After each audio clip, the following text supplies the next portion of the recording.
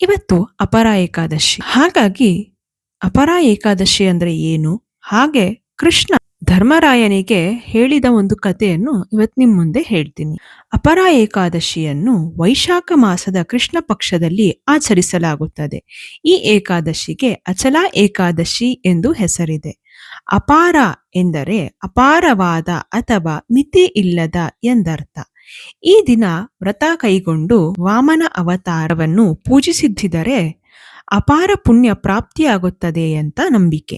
ಪದ್ಮ ಪುರಾಣ ಮತ್ತು ಸ್ಕಂದ ಪುರಾಣಗಳ ಪ್ರಕಾರ ಶ್ರೀಕೃಷ್ಣನು ಧರ್ಮರಾಜ ಯುಧಿಷ್ಠಿರನಿಗೆ ತಿಳಿಸಿದ ಅಪಾರ ಏಕಾದಶಿ ವ್ರತದ ಕತೆ ಕೇಳೋಣ ಬನ್ನಿ. ಇದು ನಾನ್ ಹೇಳಿರೋದಲ್ಲ, ಶ್ರೀಕೃಷ್ಣನೇ ಹೇಳಿರುವಂತಹ ಕತೆ.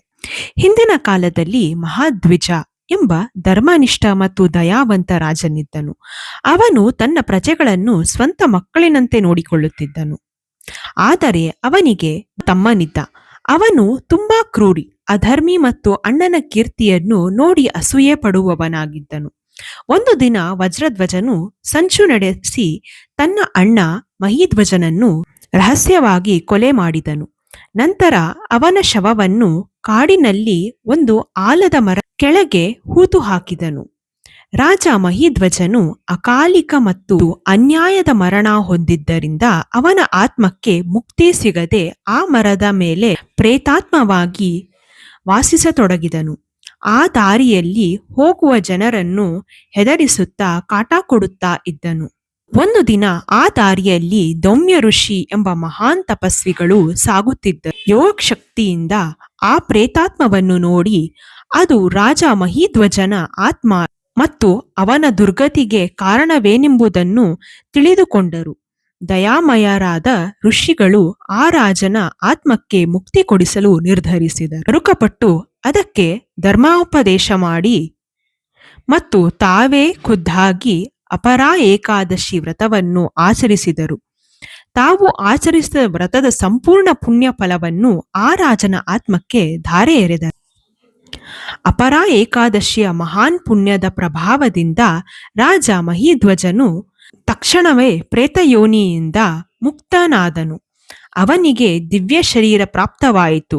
ಅವನು ಧೌಮ್ಯ ಋಷಿಗಳಿಗೆ ಕೈಮುಗಿದು ಕೃತಜ್ಞತೆ ಸಲ್ಲಿಸಿದ. ಪುಣ್ಯಲೋಕವಾದ ವೈಕುಂಠವನ್ನು ಸೇರಿದನು. ಹಾಗಾಗಿ ಅಪರ ಏಕಾದಶಿಯ ಮಹತ್ವ ನೋಡೋಣ ಇವಾಗ. ಈ ಕಥೆಯು ಅಪರ ಏಕಾದಶಿ ವ್ರತದ ಶಕ್ತಿಯನ್ನು ತೋರಿಸುತ್ತದೆ. ಈ ವ್ರತವನ್ನು ಆಚರಿಸುವುದರಿಂದ ಸಿಗುವ ಮುಖ್ಯ ಲಾಭ ಏನು ಅಂತ ಅಂದ್ರೆ ಪಾಪಗಳ ನಿವಾರಣೆ ಆಗಬಹುದು. ಬ್ರಹ್ಮಹತ್ಯೆ ದೋಷ, ಸುಳ್ಳು ಸಾಕ್ಷಿ ನೀಡುವುದು, ಪರರನ್ನು ದೂಷಿಸುವುದು, ಸುಳ್ಳು ಜ್ಯೋತಿಷ್ಯ ಅಥವಾ ಸುಳ್ಳು ವೈದ್ಯಕೀಯದ ಮೂಲಕ ಜನರನ್ನು ವಂಚಿಸಿ ಮಾಡಿದ ದುಡ್ಡು ಪಾಪದಿಂದಲೇ ಆದ ದುಡ್ಡಾಗಿರುತ್ತದೆ. ಹಾಗಾಗಿ ಇದರಿಂದ ನಮಗೆ ಮುಕ್ತಿ ಹೊಂದುತ್ತದೆ. ಯುದ್ಧದಿಂದ ಓಡಿ ಹೋದ ದೋಷ ಕೂಡ ಮುಕ್ತಿಯಾಗುತ್ತದೆ. ಗುರುನಿಂದನೆಯಿಂದ ಬರುವ ಪಾಪ ಕೂಡ ಇದರಿಂದ ದೂರ ಆಗುತ್ತದೆ. ಈ ಒಂದು ದಿನ ಉಪವಾಸ ಮತ್ತು ವಿಷ್ಣುವಿನ ಪೂಜೆಯು ಕಾರ್ತಿಕ ಮಾಸದಲ್ಲಿ ಸ್ನಾನ ಮಾಡಿದಷ್ಟೇ ಪುಣ್ಯವು ನಮಗೆ ದೊರಕುತ್ತದೆ.